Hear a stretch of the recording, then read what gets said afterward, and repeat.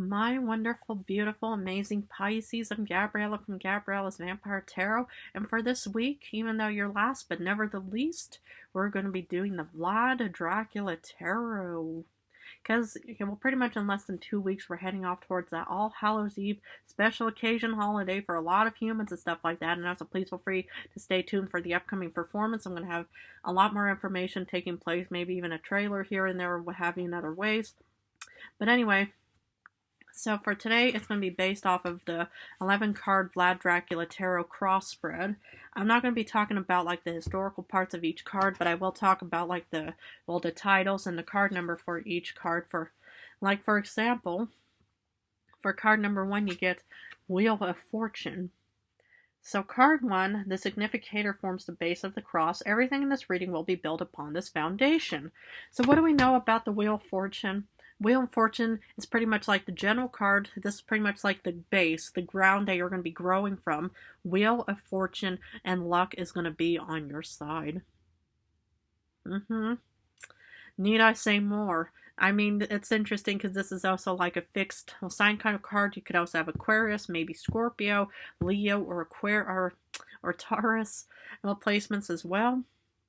But either way, this is already a very beautiful base to kind of grow whatever you want, wish, dream, and desire, because the Wheel of Fortune is pretty much kind of as a general thought for at least today's reading, or maybe for any time, because my tarot readings have no time frames on them. So this could happen anytime, whenever, and however. So then we get to card number 2, Queen of Swords. So card 2, the significator. The card represents the challenges that will have to be overcome in order to achieve the desired outcome. So what is the challenge of a Queen of Swords is having the strategic and concrete plan, that you probably have to start manifesting in order to achieve the Wheel of Fortune as well. Sad but true. I mean, that's kind of the thing but I always believe that hard work should definitely pay off. And if something seems a bit too good to be true as any kind of free and quick fix offering, well, there's usually something dark behind it that you might want to try to avoid at all costs. It's like these things called loan sharks. I've never heard of them. All I can think about is these sharks, that pretty much swim around this, sinking ship. But other than that, I don't think that has anything to do with it. But yeah, this is kind of, the challenge is trying to find a really good plan to start manifesting and creating, so you can accentuate or amplify, the chances of any kind of luck or fortune on your side. Okay, and then we're going to be heading off towards card number 3. Ooh, you get 7 of Cups, options and opportunities. So card 3 above the significator, this shows the skill or ability you'll need to have in order to achieve the desired outcome. So the skill is pretty much, choosing wisely. You are being presented with 7 chalices. You can't have all of them, but you can only choose one. Now, this is where your senses and intuition, also, regarding, your past experiences of some kind are, that you're, going to be using in order to choose the possible or, the highest possible outcome, that can, increase the chances of luck and fortune on your side. So, I mean, and that's kind of the thing is, you pretty much just have to think, okay, well, what did I learn from this? How can I learn from this? Sometimes you do have to go back to the graveyard of memories, just to be digging up, oh yeah, I remember when that happened and stuff like that. Sometimes it could be painful, but the thing is if you know that it's for a very good cause and for a very good, valid reason, then it's pretty much, going to be worth it 100% either way. So then we're going to be heading towards card number 4. You get 8 of Cups. Okay, you're going to be walking away from something. So card 4 above 3, this is the first bar of the cross, forming the basis of future and past events. This specific card represents present circumstances. Okay, so you're leaving, the 8 of Cups behind because obviously that wasn't benefiting you, but you're definitely heading off towards, something way different. But I just think, okay, it's like, sometimes, you don't need to, you even need to have any of those options being presented to you. Maybe you need to do some introspection. Yeah, like maybe being like the hanged man and doing like introspection and evaluating, all of your alternative other options. Because maybe the Seven of Cups really, doesn't have any kind of value to you. Well, maybe those are just kind of fool's gold kind of offerings where they pretty much just say, oh yeah, if you follow one of us, then, we're going to, increase, this wealth of yours. Well, the thing is I would always be very cautious when people want to approach you for any kind of services in other ways. So, then we head off towards card number 5. Ooh, Empress, your opposite sign of Virgo. Okay. So 5 above 4, this is the second bar of the cross. It shows the highest possible outcome and is an indication of what will be.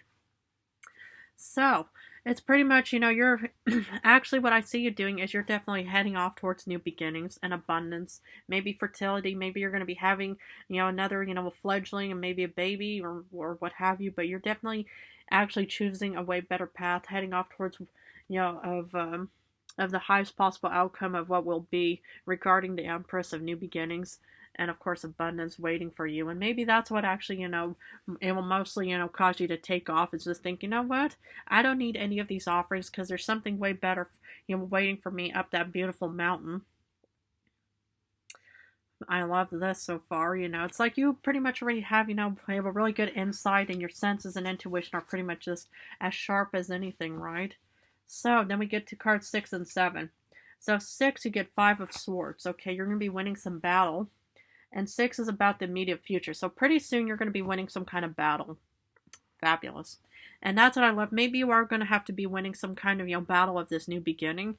Because in the immediate past, you got Lovers. Options and opportunities and being at a crossroads, or you could have had love and stuff like that, but since today's reading is just a general reading, it's not particularly angled at anything in particular, but the thing is you were pretty much, like, maybe a week ago you were actually being presented with a crossroads, and so maybe that's what motivated you to actually take off with the 8 of Cups to say, okay, I'm going to be heading off towards the Empress and stuff like that. But so there might be a little bit of a conflict. Maybe you are going to be winning some kind of argument. Maybe you are going to be, pleading your case or anything, where you're pretty much just kind of, explaining something why you need to actually head off towards that Empress moment and stuff like that. So, but either way, I just think you guys are doing a fabulous job so far. And the thing is, I would never ever underestimate a Pisces, because a lot of humans, they love to underestimate the water signs because, they think, oh yeah, water signs are just very weak and very emotional and stuff like that. I mean, the thing is me as an Aries, I don't always feel, strong and confident, especially with this upcoming performance coming up. You should just see us behind the scenes, but, but then again, I'm not allowed to even show any of that stuff because the human, PNS doesn't really want to be known all that much and stuff like that. So, but other than that, everybody has their moments where one minute you just think, okay, everything is just great. We have, the world and Wheel of Fortune on our side, and then next you just think, what is going on here, right? But either way, I do see that you guys just have this real, a good strength about you. Then we head off towards 8 and 9. So 8, which is about the distant future. Ooh, you get the Tower. Speaking of Aries. So in the distant future, you're going to be experiencing some big change, because speaking of strength, because in the distant past, you got strength. And so you get Aries and Leo placements in today's reading. Well, the thing is, it's like sometimes, when you're actually heading off towards new beginnings, you kind of have to, let, something, break in other ways.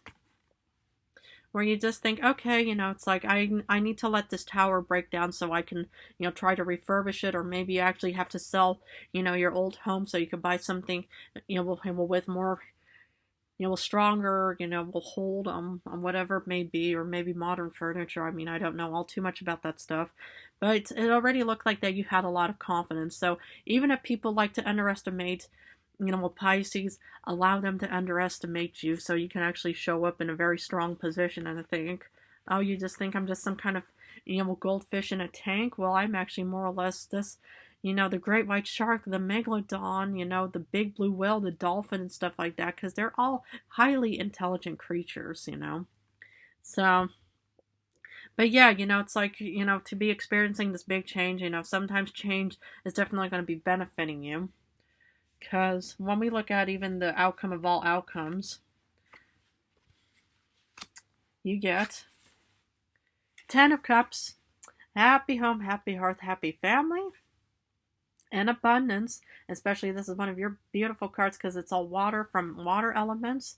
And then you get the High Priestess, another water card in the sense where your senses and intuition are going to be guiding you towards this big, wonderful outcome. I mean, goodness, you guys already start off because it's like whatever worth having doesn't come easy. Because I think I even mentioned this to either Capricorn or Aquarius if you have any of those placements as well. But if something comes across too quickly, too easy, where you're pretty much just, going to one of these casinos, you pretty much put in like money, or you're pretty much in any way, and then you suddenly, just, will become a rich millionaire or billionaire, within a few minutes because you won the jackpot, right? Yeah, the deep and sad truth is that those usually, don't always happen and stuff like that.